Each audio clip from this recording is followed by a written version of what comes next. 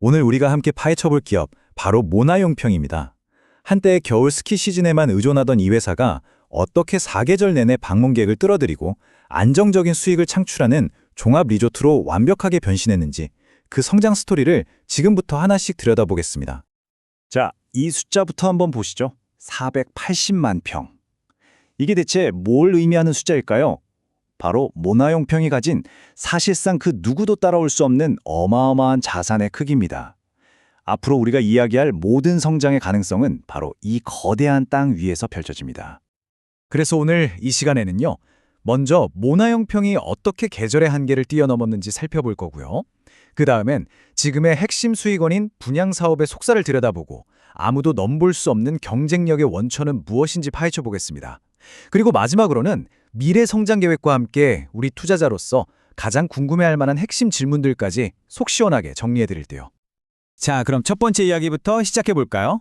모나용평은 어떻게 겨울이라는 계절적 한계를 극복하고 1년 내나 돈을 버는 회사로 다시 태어났을까요? 예전에 모나용평 하면 딱 떠오르는 이미지가 있었죠. 바로 겨울, 스키장이었습니다.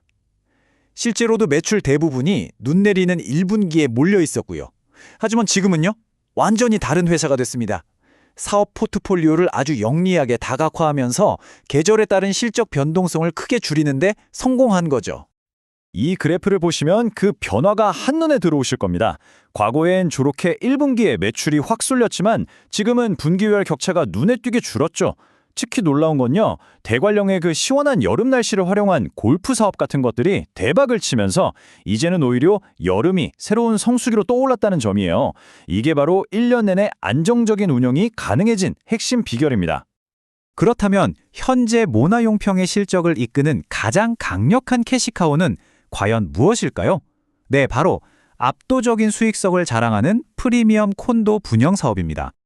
우리 투자자분들 입장에서는 이게 정말 중요합니다. 모나용평을 매출로 인식하는 방식을 공정률 방식으로 바꿨어요.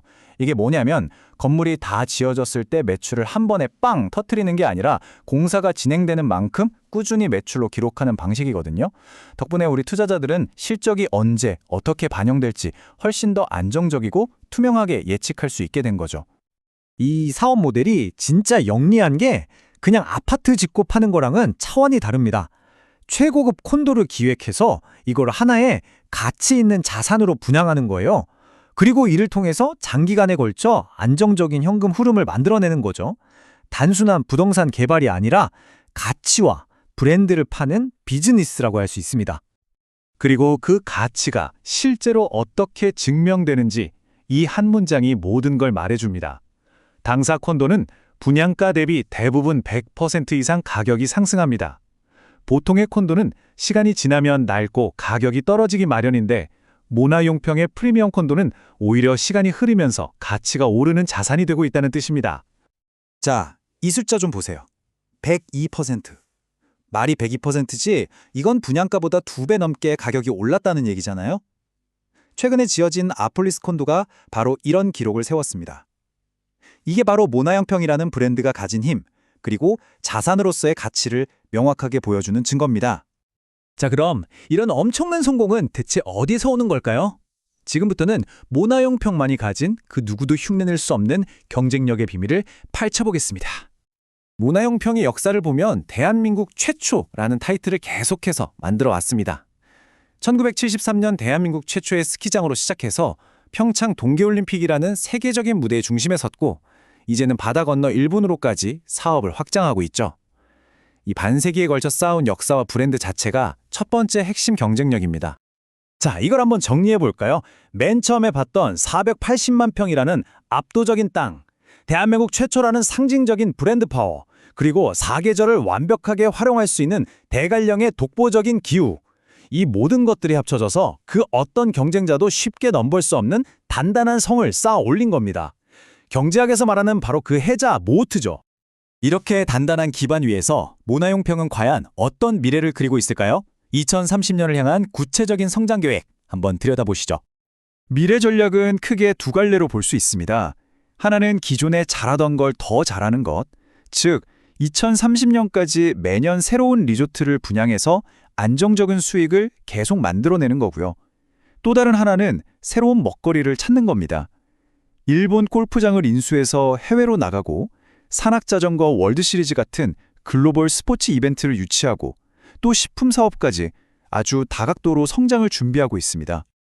당장 우리 눈앞에 다가온 프로젝트가 바로 이 최고급 콘도 루송체입니다. 바로 올해 2025년 6월부터 입주가 시작되니까 실적에 직접적인 영향을 주겠죠. 그리고 더 멀리 보면 고창 개발을 통해 전국적인 리조트 체인을 꿈꾸고 있고요. 일본 골프장 인수를 통해 우리나라 골퍼들의 겨울철 해외 수요까지 흡수하겠다는 아주 큰 그림을 그리고 있습니다. 자, 지금까지 모나용평의 장밋빛 미래를 쭉 살펴봤는데요. 우리 투자자 입장에서는 당연히 몇 가지는 꼭 짚고 넘어가야겠죠? 가장 많이 나오는 질문들을 중심으로 핵심만 딱딱 짚어보겠습니다. 첫 번째 질문입니다. 분양 사업으로 돈 버는 건 알겠는데 리조트나 골프장 운영 자체로는 왜 큰 이익이 안 나는 건가요? 많은 분들이 정말 궁금해하시는 부분이죠. 이건 일종의 전략적 선택이라고 이해하시면 쉽습니다. 과거에 큰 운영 적자는 이미 대폭 줄였고요. 지금은 돈을 많이 버는 분양 사업의 성공을 위해서 리조트 운영 퀄리티를 최고 수준으로 유지하는 데 집중하고 있다는 겁니다. 한마디로 최고의 운영 퀄리티가 결국 비싼 콘도를 성공적으로 분양하는 가장 튼튼한 기반이 되기 때문에 이 둘 사이의 전략적 균형을 맞추고 있는 거죠.